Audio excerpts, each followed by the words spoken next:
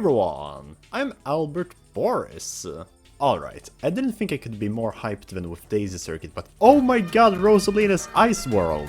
Yes! No Piranha playing Pipeline! What?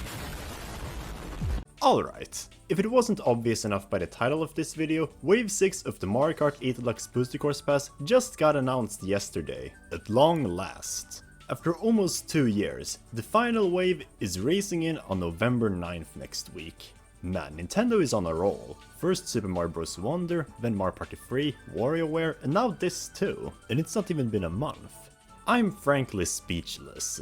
It's been a wild and incredible ride, and it's still hard to think that we've finally approached the end of the Mario Kart 8 Deluxe Booster Course Pass. It's been so fun watching this game slowly get new content over the span of the past 2 years. I still remember when the first wave was announced. I frankly wasn't excited at all, even if I kinda enjoyed playing it. But slowly, yet steadily, each succeeding wave raised the bar until we finally reached outer space. Wave 2 was good, Wave 3 was really good, Wave 4 was great, and Wave 5 was amazing. And Wave 6? Well, by the looks of it, they couldn't have given us a more pleasant yet shocking final impression. Because Wave 6, my goodness. To tell you the truth, I didn't think we'd get more surprises after the September Direct spoiled us Daisy Circuit. I mean, that seemed like a pretty big twist enough, never mind that most people, including me, already thought we had cracked the code for the other 7 courses. But well, what do you know? It seems like Nintendo always has a surprise in store for us, no matter how unconventional it is. I mean sure, I still got like 7 out of 8 tracks correct, but man, I'm still shocked. Because you know what? It's not even just tracks. They're adding 18 Mii Suits from Mario Kart Tour, and besides the Daisy suit, it doesn't seem like you need an amiibo to unlock them. And not only that, we're getting a jukebox that allows you to listen to any song you'd like to from the game. And oh man, this brought back the strangest memory from my childhood. This was probably just me, but I remember back when I got Mario Kart Wii as a kid, and for some reason I thought that this unlockable cup here would also be a sort of jukebox you unlocked as a reward for beating the game. I completely forgot about it until now. It's all coming full circle in a way I never would have anticipated. You know, this surprised me so much, but I almost forgot that we were also getting 8 new courses to go alongside with this. So you know what? Let's run through them and see what's new, as well as discuss our initial first impressions on them. With all that being said, let's get started. First up is the Acorn Cup, which will be opened up by a city track. Tour Rome Avanti. Incorrect grammar aside, this wasn't really too much of a surprise. Every cup in the DLC so far has started with a city track, and with 2 of them left in Mario Kart Tour, they'd surely open up Wave 6's cups, right? Yeah, no shocker, the pattern continues. I'll be honest, before this trailer, I wasn't really too excited about this course coming along. Compared to a lot of other city tracks in Mario Kart Tour, Rome Avanti didn't really stand out to me, since you were mostly just driving through streets. It was a bit charming, I liked the night theme and serene music, and it did have a really unique section involving chain jumps, but otherwise, it was one of the city tracks of all time. In retrospect though, it feels a bit like Mario Kart Tour held back its potential, because the vibes I got from it in the trailer were completely different. My goodness, that skybox looks so dramatic. In fact, the whole course has a kind of foreboding and eerie feel to it, like it's building up to something really big. We've had quite a lot of city tracks at night, but most of them were also more upbeat and poppy. Whereas this one seems a bit more mysterious. I love how they seem to be handling it, making it feel kinda like a romantic, yet epic stroll through a quiet town. The remix in particular is sounding to be my favorite in this wave, with the dramatic violins. And besides the fact that the spooky bottomless pit in the Colosseum isn't really bottomless anymore, this has got to be one of the prettiest courses this wave. I have no complaints. I'm so happy that it tapped into its full potential, and it's looking to be a solid way to build up hype for the rest of the wave. After that, the second course in the Acorn Cup is Daisy Circuit. I mean, this was obvious, right? It's a circuit, and it's kinda simple. It's a good way to prepare yourself for the chaos that is to ensue. Wait. Yeah, apparently not. For some reason, Daisy Circuit, a relatively serene and simple going circuit track, is in the 3rd slot. Meanwhile, DK Mountain, an intense and difficult fan favorite, is in the 2nd slot. Okay... At least I got DK Mountain correct, I guess, but I'll be honest. This is actually the course I'm least excited for in this wave. It's not a bad course at all. I really liked it in Mario Kart Double Dash. The premise of being shot up to a mountain and then making your way down is simple, but it works really well and makes for an intense ride, even if DK Snowboard Cross is better in every way. but compared to the other 7 tracks in this wave, there isn't really anything to be excited about. We've already seen it remade countless times before, and from the looks of it, it's pretty much gonna be the exact same story we had in Mario Kart Wii, which is fun, but I'm not really sure how deserving it is of another appearance. You'll get my frustration soon enough. The most noteworthy thing I can say about it is that the volcano's face is now glowing orange, and that's a really neat touch. But otherwise, I don't really know. It will probably be fun, no doubt. It just doesn't seem as innovative as the other retro tracks in this wave. And even blacked one of the shortcuts, how sad is that? Now, if only we could get Dino Dino Jungle instead. But whatever. Next up is Daisy Circuit, for real this time. Even though it's looking to be Wave 6's easy track, it actually has me excited in more ways than one. And no, it's not just because I called it way back in August. I've always had a bit of a soft spot for this track, with the orange sunset and serene atmosphere, so naturally I was excited when Nintendo announced that they'd be bringing back this underrated town. And I really liked the direction they went for, giving it a bit of a celebratory vibe with the confetti. And the added glider and dash panels were more than welcome. Now, unlike the other tracks in this wave, this one was teased all the way back in the September Direct, so in that respect, it's not as exciting to see as the other new tracks. However, the fact that it's gonna be a third slot after DK Mountain got me kinda intrigued though, because it just doesn't make sense for the cup to line up that way unless Nintendo maybe has a trick up their sleeve for us. I found this funny meme on Reddit, comparing the similarities of Daisy Circuit to Peach Gardens, and while it was probably intended as a joke at first, what if Daisy Circuit goes backwards on lap 3? In that respect, I could see why it would be after DK Mountain. Okay, it probably won't go backwards, but I'm hopeful that Nintendo has a surprise in store for us.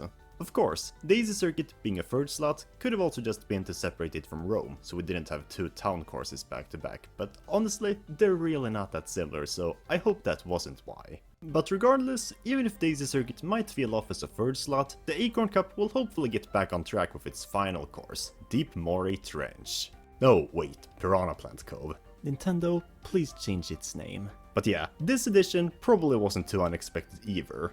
There's no way we wouldn't be getting the last 2 Tour Nitros, right? But yeah, this is a really special track in my opinion. I remember back in February, when most people thought we'd be getting an Orlando City track thanks to a data mine. Never have so many people been happy to be wrong. I mean, personally, I thought an Orlando City track could work, but this? I love the combination of shallow underwater reefs, abandoned ruins, and grassy cliffs. It made for an incredibly exciting adventure, and it was only lifted by the fact that it had 3 separate variants, like a city track. Now yeah, it's kinda simple, but it's not that bad. And the fact that each lap will take you for a different part of the track is a more than solid compensation. And the presentation, especially in this remake, is looking just wow. I can't gush enough about how pretty it is. I mean, just look at those cliffs.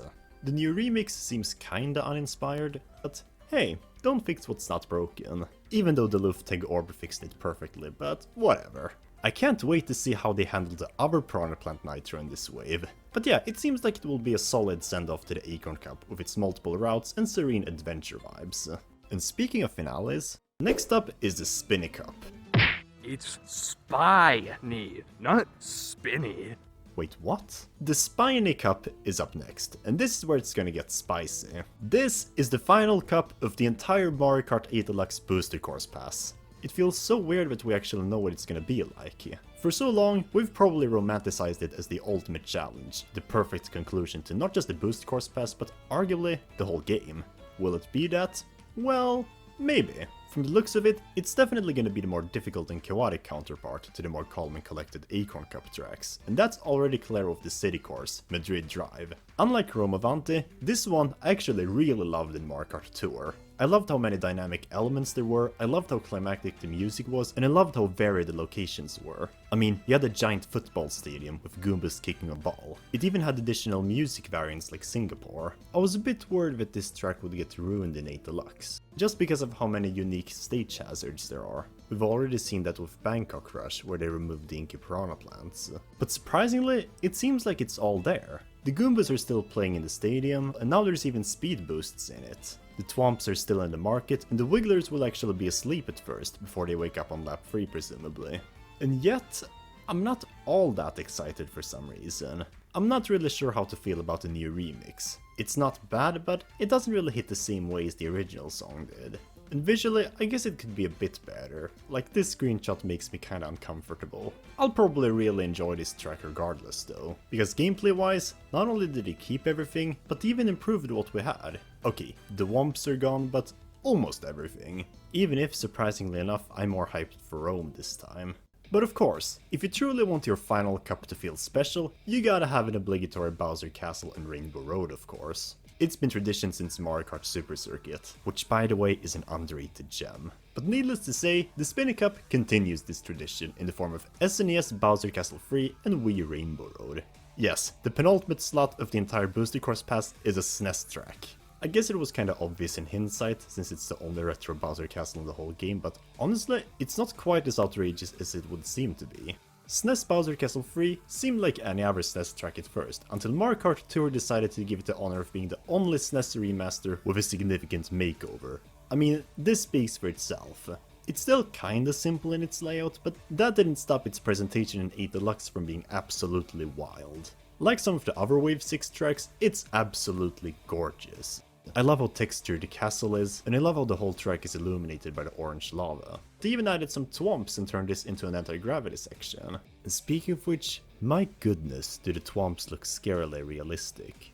Not even the base game ones looked so good. In some ways, this feels kinda like what Wii U's Bowser Castle should have been. Whereas that one feels a little all over the place, this one seems a bit more coherent, while still making a great use of Mario Kart 8's gimmicks. It's looking nice. As is Rainbow Road. Surprisingly, Rainbow Road didn't really blow me away all that much when I first saw it in the trailer. On one hand, I didn't really like how the music appeared to take on a more frantic approach, and the road texturing seemed a bit too futuristic. Like, what's with the yellow outlines? But the more I watched the trailer, the more I loved the execution they went for. Mario Kart 8 on the whole is a game that kinda prides itself on its futuristic style, so on one hand, it makes a bit of sense to keep the final track in a similar style. However, they did this while still keeping the magic from the original track. While the music is more upbeat, it still has the same instrumentation and vibes. And yeah, the road looks a bit futuristic now, but they still kept the general color palette and pattern. The more I think about it, the more I love what a beautiful amalgamation it is. But regardless though, it didn't make me as euphoric as this surprise.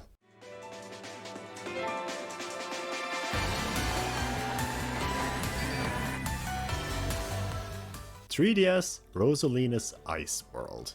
I can't quite believe I'm saying it myself. I thought we were done for surprises after Daisy Circuit was revealed in the Direct. After its reveal, most people, including me, thought we had a good idea of what Wave 6 would have in store. Of course, there were the two cities, Rainbow Road and Bowser Castle, DK Mountain for its fan favorite status, and lastly, but not least, Piranha Plant Cove and Pipeline. And that made 8 slots. At this point, it was obvious that one of the main purposes of this DLC is to preserve the original content from Mario Kart Tour on a permanent game. Why else do we have so many tracks from it?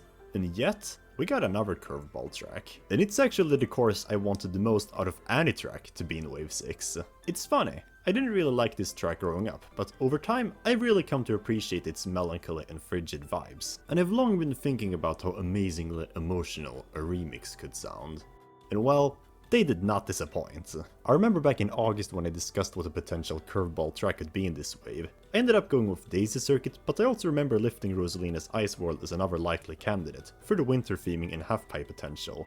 And then we get both of them. I honestly couldn't be happier about that. It's a more than worthy inclusion, considering we only have 3 3DS tracks so far in the DLC. I also think it's pretty neat how this, the second track of a special cup, also ended up as the second track in the last cup of a row. It's been a surprisingly common trend, most notably with Peach Gardens, and it brings me memories of when I thought Dino Dino Jungle would be in this slot. We didn't get it, but the tradition is still intact. From 2 legends to another.